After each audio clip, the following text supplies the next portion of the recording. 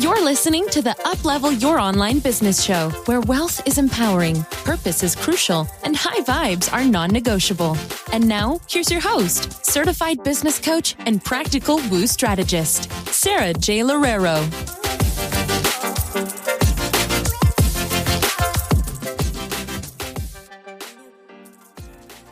Welcome back to another episode of the Uplevel Your Online Business Show. And today I wanted to talk about something that I've recently been going through, that I've been seeing such incredible results with. And I wanted to try to best explain it the best that I can for you so that you can also start to implement these key concepts in your own business and even in your life to start seeing really incredible results for yourself as well. And so I titled this episode, How to Embrace Boring. And the reason why I titled it this way is because every time that I sign up with a new client, and even when I sign up with a new program or I continue a program or I'm doing a strategy, there's a tendency to jump ship after 3 to 6 months or so of doing one strategy. And I truly believe it's because we as human beings are afraid of boredom. And not just we as human beings, but I would also go so far as to say that because our society lives in such monotony, because most people's 9-to-5s are really monotonous, because most things that occur in our society are very masculine energy dominated, a lot of people just feel like they have all of this creativity bottled up in them and they want to express it.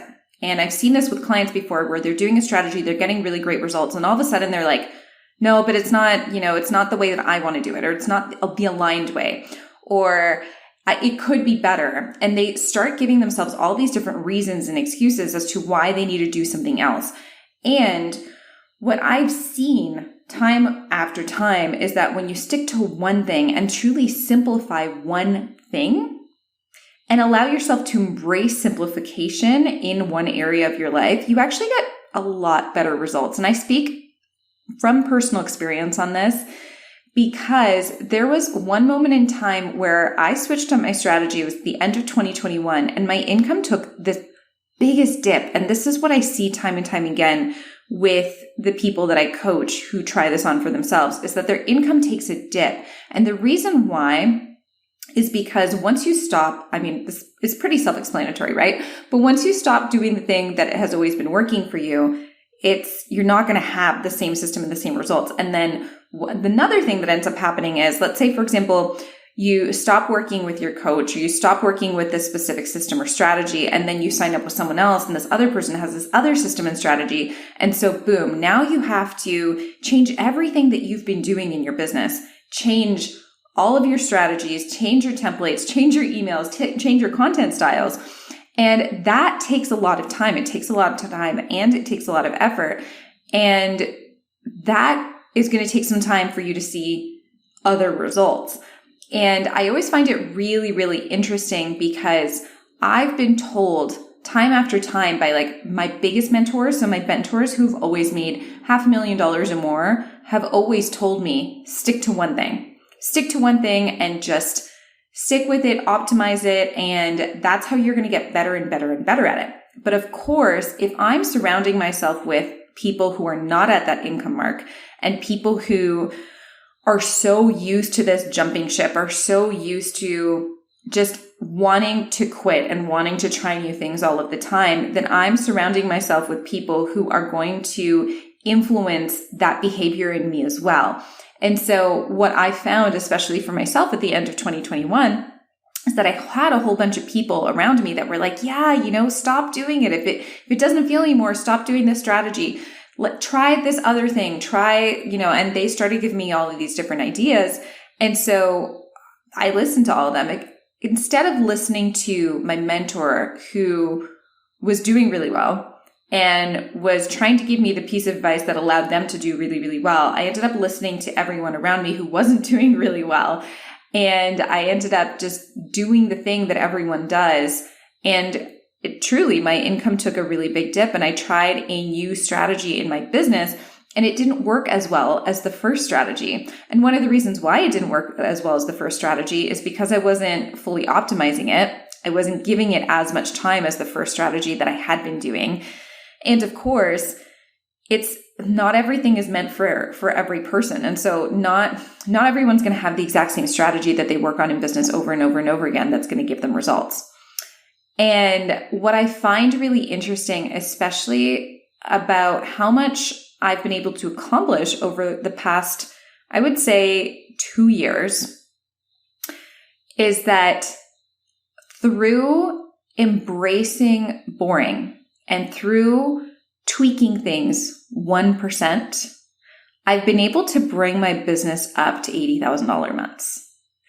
And I don't really say this lightly because I know how easy it is to just say, yeah, I need to try something new. I know how easy it is to want and to desire in a bad month that you're having in business to say, well, my strategy just isn't working for me anymore. And I've seen it from so many people when they tell me my ads aren't working for me anymore. They were working, but now they're not.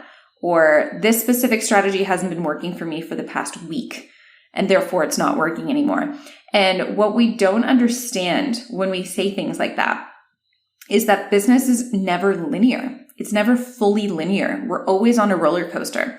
And so when we think about things like regression to the mean, which is essentially when your business is always going to revert back to a specific level. So you could have a really high month, but then you can also have a really low month. And the regression to the mean essentially means that everything is going to go back to an average.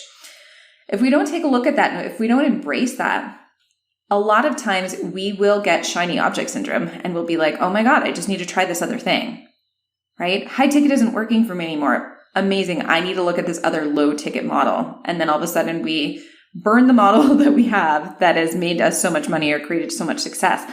And we start working on another model that takes so much time to optimize the same way that you already had a funnel and a model that was optimized and might not even get us better results.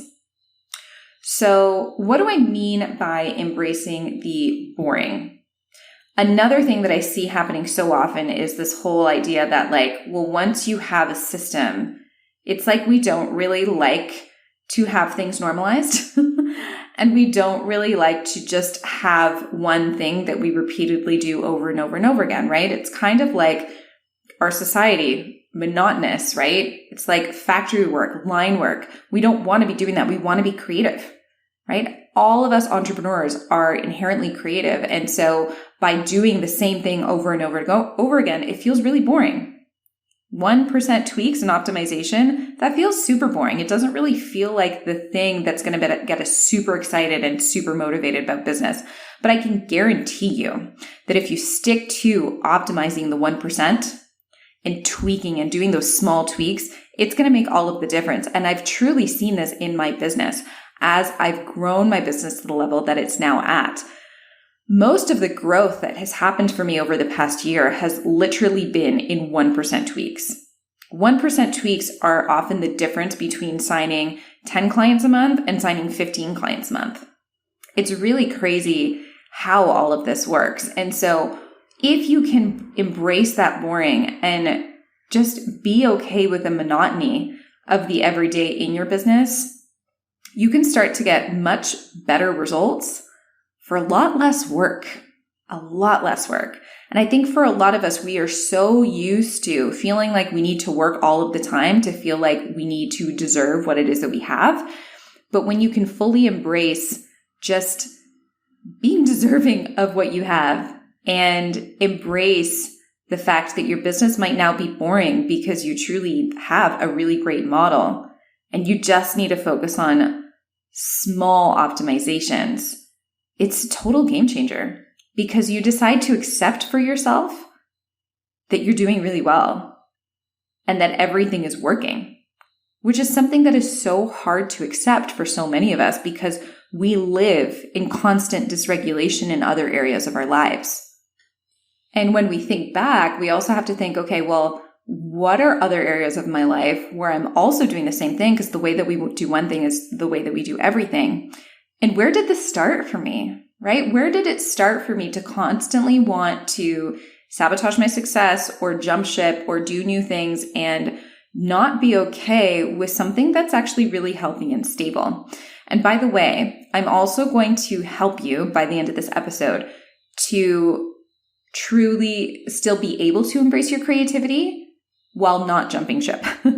So be able to increase your motivation and continue that motivation while embracing the boring, while embracing the monotony. So don't worry, we're not killing your creativity. I'm not suggesting that. There's a way to do it while still sticking to one thing.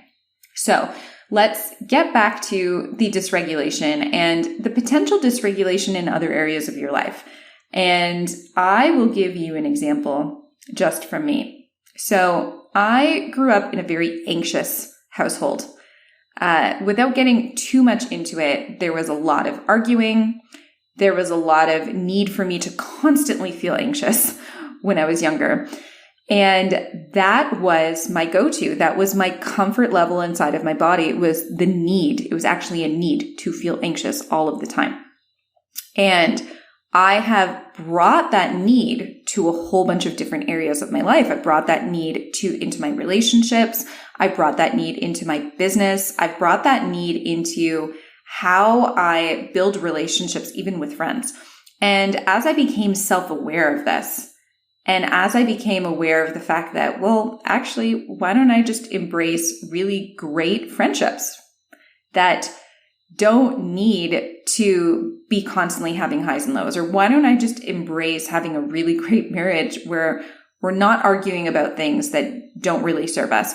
That's when I started to really understand that I was choosing it. And I was choosing the dysregulation inside of myself because that's what felt comfortable. I was also choosing the dysregulation that was happening in my business because of the fact that I was always so used to needing to feel anxious, that I needed to feel anxious about not hitting an income goal, even though I was paying all my bills and saving money and investing money. I still chose to feel the dysregulation month after month because anxiety was my go-to. Jumping ship, anxiety, and just feeling like I'm in constant fight or flight, that was comfort for me in my body. And so when you fully start to look at this in other areas of your life and examine where else have you been doing this to yourself, it's really eye-opening. And I relate this back so much to relationships, especially because I have a few clients who are relationship coaches. And I just think that relationships are the beginning of an end of so many things in our lives because we are humans and we're truly built on connection. And if you look at, maybe so many of your friends or people you know who have dysregulated and dysfunctional relationships, it's usually because they choose to be in them, right? And they choose to be in that constant state of dysregulation because they were never modeled normal and they were never modeled healthy. And so if you come from a family that was never modeled healthy and normal and happy to you, then your comfort zone and your energetic thermostat around so many things is always going to be abnormal. It's always going to be fight or flight. It's always going to be self-sabotage. It's always going to be being on a hamster wheel because that's how comfortable you feel with dysregulation in your body. And most of us are just unaware of this. Most of us are just completely unaware of how much comfort we have in the pain that we feel, because it truly is comfort to feel pain because that's all we know. And I can think of so many people in my life who are never going to feel the comfort of normal. They're never going to feel the comfort of a happy marriage because they've been so dysregulated their entire lives that they're never going to get to feel happy and healthy. And maybe one day they will. Maybe one day they will have an epiphany. But I think we all know that if someone lacks self-awareness, especially at an older age, it's really hard to get them out of that. And if you can think about that, and if you can think about that with most people that you know, truthfully, one, this is why so many people need coaching and why coaching is so amazing and transformational, but also two, it makes it feel like that is normal and that is the norm and that there's nothing wrong with us. And there's nothing wrong with being dysregulated, because look at everyone around us, right? Everyone's dysregulated. Everyone's choosing to live in chaos. Everyone's choosing to be on hamster wheels. And so, well, then if I change that, then I'm going to be abnormal. But what I invite you to do is really embrace an abnormality and embrace extraordinary for yourself, and ask yourself, where within my life can I embrace the monotony and the boringness of having things be really good, of having a really healthy relationship, of having a business that's generating me a really great income? How can I embrace these boring things and just like tweak them 1% versus living dysregulated, both in business and in life? And what would it truly feel like to just embrace regulation, to embrace calm, to have calm be the new normal in your business, to have calm and steadiness and peace be the new norm with everything that you do in your life? How can you embrace that? And how can you be okay with that? And how can you make that your new comfort zone? That is truly a journey that I have been on in my life over the past year, and it's been really transformational. It's been very eye-opening to see where I am choosing to live in dysregulation. And the results of it have been really incredible, because for the first time in my life, I'm no longer worried about money. And it's so crazy to say, because I've made almost multiple seven figures online now. And it's only at this stage where I can say that. And so it's been a really beautiful journey, which is why I wanted to share this with you on this episode today, to see how you can embrace this journey as well, and how you can embrace boring and truly just focus on those 1% tweaks and be focused enough and be disciplined enough to just stay with it and just stick with it, to develop that focus and discipline so that you can develop more freedom in your business. And when you stick to discipline, one really amazing quote that I read back when I was in my 9-to-5, when I was on a retreat, was discipline equals freedom. And that, I was so mesmerized by it. I was like, what does this mean? And as I worked through entrepreneurship, I started to understand what it truly meant. And so if you can embody discipline as freedom, then you can make room for more creativity, because then you're regulated, right? Then you're calm, then you're happy, then you're like, okay, yeah, everything is working. I have this system. And then the way that you become more motivated and the way that you bring in more creativity is, once you have that and once you're establishing these 1% tweaks, then you can ask yourself, okay, where do I want to bring more creativity into my business? Where do I want to bring more creativity into my life? What are the ways that I can now fold something else in? And so even if I can give you an example in business, it would be something like this. So let's say, for example, you have a business where you're signing on high-paying clients for coaching, and you already have your system that's bringing you 2 to 5 high-paying clients every single month. You're good with your system, right? A dysregulated you might say, okay, well, I'm not, I'm bringing in 2 clients a month, but I'm not bringing in 3. So therefore my strategy isn't working. So therefore, rather than just tweaking my strategy 1%, I need to throw my strategy out the window. I need to invest in a new strategy. And then I need to spend the next 3 months and all of my time working a new strategy versus just optimizing the strategy that you already had, right? Do you see how that works? And once you are just optimizing the strategy that you already have, then maybe the creativity comes in terms of the ways that you do new free low ticket offerings, or you do new masterclasses, or the way that you're now going to do brand new content, and you're going to be inspired by different people that have done content. So those are the ways that you play around with your creativity, by keeping the skeleton of the system that you already have, and then folding in other things that will help keep you motivated and that will help keep things fun for you. It's the same thing with life, right? You keep the foundational elements of your relationship, let's say, for example, that are going really, really well. So you're not trying to disrupt them so you can become dysregulated, but instead you find creative ways to switch things up. So maybe you go on a holiday. Maybe you both try out a brand new sport or a brand new hobby together. Those are ways that you can still keep up the creativity and still keep up the fun without needing to go into self-sabotage or dysregulation where you're in fight or flight. And once we can do this and really express our creativity in a healthier way without burning things down, everything just becomes so much more enjoyable, and everything becomes a lot lighter. And you'll find as well that your energy that you have to even commit to your creativity is so much bigger. You have so much more to give because you're not depleting yourself by all of the negative habits that are caused and negative feelings that are caused by jumping ship and burning things to the ground.